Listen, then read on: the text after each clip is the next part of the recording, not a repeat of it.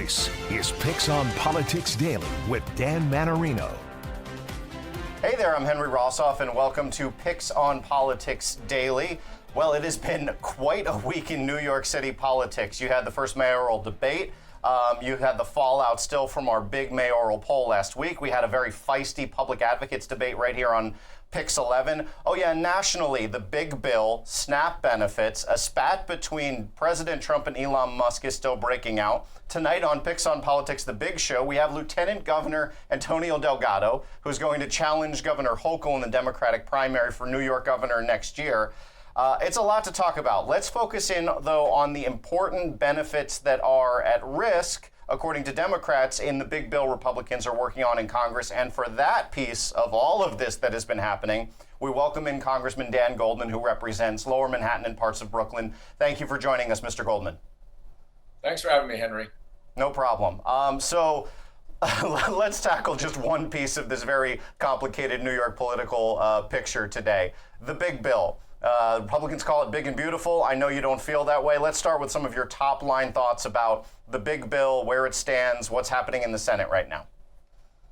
Well, there are so many problems with it for the vast majority of Americans, those who get health care through Medicaid, through the Affordable Care Act, those who receive food nutrition benefits through SNAP, all of the progress we've made in clean energy and building out our American manufacturing and energy infrastructure, all will be dramatically cut, and only so that billionaires get tax cuts. And it will increase the deficit, it will be a drain on our economy, and it will ultimately, I think, be a very, very bad bill for the American people.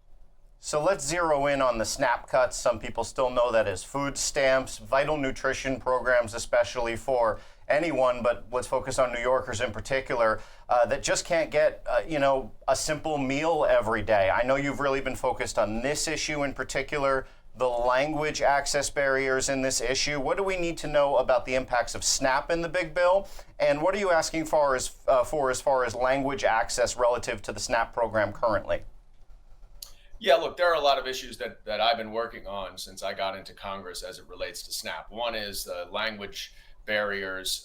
Obviously, many SNAP recipients their first language is not English, and there's really no opportunity and no availability for them to navigate the system in their own language.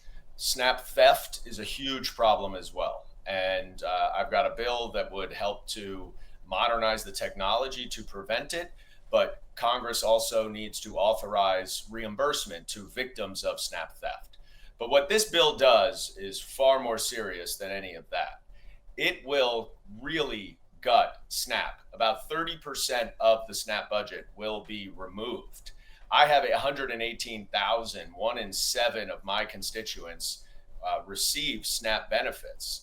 And so many receive summer SNAP benefits when schools are out. It's essential to what people eating. This is not luxury living. This is just whether you can put food on the table. And what the Republicans are doing has nothing to do with waste, fraud, and abuse. It is simply trying to cut the program and reduce the expenses that are necessary so that Americans, and especially children, can eat. I know in talking to SNAP recipients, I mean, the standard setup for a family like this during the school year is 2 meals at school and then, a bare bones meal in the evening paid for with the SNAP benefits. So very serious implications to, you said 1 in 7 New Yorkers in your district. I know there are districts in the country and even in New York City that are even worse off, unfortunately. But talk about why you feel Republicans may be targeting this program, because everything I read and hear and see from neutral economists say this is a net benefit to the economy because we're giving money that then goes to mom and pop grocery stores and bodegas and other local businesses. It's not like this money just kind of goes in anyone's pocket per se, right? Right. I mean, for every dollar the government spends on SNAP, the economy benefits by $1.54. That's just simply from people in grocery stores and other retailers getting the SNAP money for their food or whatever it may be. SNAP, of course, is $6 a day. This is not luxury eating. But what's really troubling about this bill is the way that the Republicans are manipulating it. They're talking about waste, fraud, and abuse, which is very minimal. They're talking about eligibility. But just focus in on one thing they're doing on eligibility. They are changing the definition of a dependent child to a child that is 7 or under. So if you have children, but they're older than 7, and you're a single mother, you still have to work now 20 hours per week, required to work 20 hours per week in order to be eligible for SNAP benefits. And you have to prove your eligibility, which is a very cumbersome process. I've got 5 kids, Henry. My youngest is 7. Trust me, they're dependents when they're older than 7. And the idea here is just simply to make SNAP unavailable for far more people who really do need it. And that's going to affect 700,000 New Yorkers alone, just that one eligibility change. And so when you hear eligibility, you hear undocumented immigrants, you hear waste, fraud, and abuse, it all sounds nice, but it's all total bogus. That is not what they're doing. They are just trying to cut costs so that they can pave the way for tax cuts for the super wealthy. Let's talk about Medicaid for a minute and then touch on what played out yesterday between President Trump and Elon Musk. But on Medicaid, I was talking with Senator Schumer about this, I'd say a couple of weeks ago. It was right before the bill passed, but the bill stayed largely the same. I mean, he's talking about tens of thousands of perhaps nursing home and public health facility jobs being at risk here. He's talking about millions of New Yorkers falling off insurance. I believe the Congressional Budget Office said something in the neighborhood of 13 million Americans without insurance in 10 years if this goes all the way through. Now that you have some time to digest this, what is your take on potential local impacts in the healthcare sector to this bill? It's massive. It's not only that there will be tens of thousands, hundreds of thousands of New Yorkers, even perhaps I think over 1 million, who will be booted off healthcare. The total number around the country has actually been increased by the CBO to 16 million who will not have healthcare. But it doesn't stop there, because it means that, first of all, the states are going to have to fill whatever gaps there are, and it's unclear whether the states have enough in their budgets to be able to fill the gap on SNAP, fill the gap on Medicaid, fill the gap on the Affordable Care Act. And for what it's worth, I was talking with City Council Budget Chairman Justin Brannan just a couple of days ago, and he said point blank, no, we couldn't plug all these holes. But please continue. No, that's right, and they can't, and this is even assuming that they can. But beyond that, it is going to shut down community health centers. It is going to reduce jobs at hospitals that they just cannot pay for. And the fact that people are getting kicked off healthcare doesn't mean that they don't have health issues. Instead, they're just going to go to the emergency room. So emergency room lines are going to be longer and longer and longer. And people are not going to get any of the preventative health measures that obviously prevent more serious health issues. And so it's going to have an impact on the economy in terms of job loss. It's going to have an impact on accessibility and quality of healthcare. And of course, it's going to have a dramatic impact on those who will not have healthcare anymore because of this bill. And it's going after vulnerable Americans, Henry. That's what is so disgusting about this bill. It is taking money away from programs that prop up, support, and help the most vulnerable in this country, just so billionaires can get tax cuts. That's really what they're doing here, and that's why it is such an ugly bill.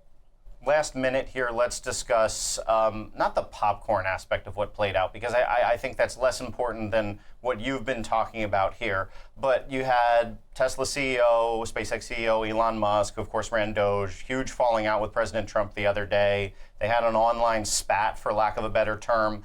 But toward the end of it, you had Mr. Musk say that President Trump is in the Epstein files, see you later, kind of his last, punch at the president, and that was kind of where we left it. I know that you and some others put out a statement saying now it's finally time to get a look at these Epstein files. Tell me about where the push is to get these files released and the impacts of yesterday's public spat.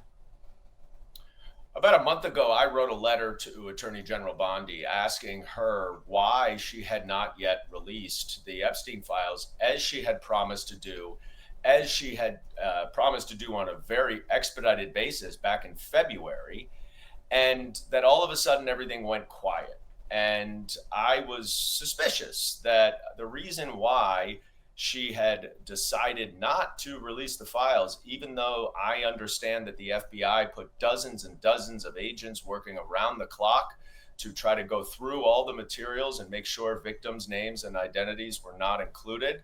But the suspicion is that it came from on high that she should not release them because we know about Donald Trump's connections to Jeffrey Epstein, and perhaps he is included in some far more nefarious way in the Epstein files. So when Elon Musk revealed yesterday that that is actually the reason why, this is someone who became very close with Donald Trump, who very likely was involved in discussions about the Epstein files in the White House. And if he's saying that, that validates the suspicion, and it means that it is being kept from the American people for completely improper political purposes from Donald Trump, and that the American people have a right to understand not only what was in the Epstein files and who was involved, but what role the President of the United States played in a massive sex trafficking conspiracy. And so it validated what my suspicion was a month ago. And it really just amplifies the importance of getting those files released to the American public. We'll have to leave it there. Congressman Goldman, thank you for coming on PIX on Politics Daily. Thanks for having me. And that'll do it for this episode of PIX on Politics Daily. Big interview tonight. My colleague Dan Mannarino is just about to sit down with Lieutenant Governor of New York, Antonio Delgado, who now wants to be governor of New York, challenging the woman who brought him along and brought him on the ticket. That interview will air at 6:30 tonight with a re-air Sunday morning. But for now, I'm Henry Rosoff. You have a great day.